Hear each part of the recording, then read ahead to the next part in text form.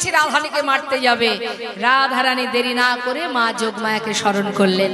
মা যোগমায়া রাধারানীর অঙ্গে প্রবেশ করে কালী মূরতি হয়ে রাধারানী দাঁড়ালেন। যেই না কালী মূরতি, আর আয়ান তো কালী মায়ের সাধনা করে, কালী মূরতি হয়ে দাঁড়িয়েছে।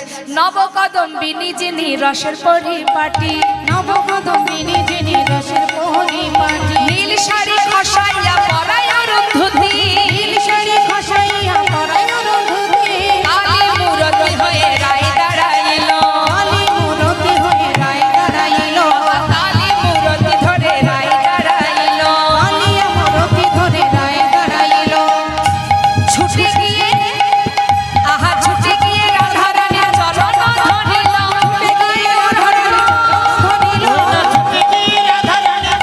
ধরিল, ক্ষমা করো রায়, বলে ক্ষমা করো রায়, ক্ষমা করো রায়, ওই চরণের অপরাধী ক্ষমা করো রায়, ওই চরণের অপরাধী ক্ষমা করো রায়, আমার ওই চরণের অপরাধী ওহে প্রেমময়ী রাধে, চরণের অপরাধী,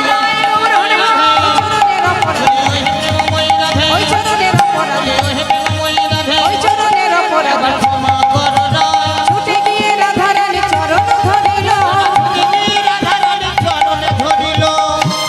যেই না চরণটা জড়িয়ে ধরেছে, কালী মূরতি ধারণ করে আয়ান মাকে দর্শন করে কাঁদছে চরণ ধরে।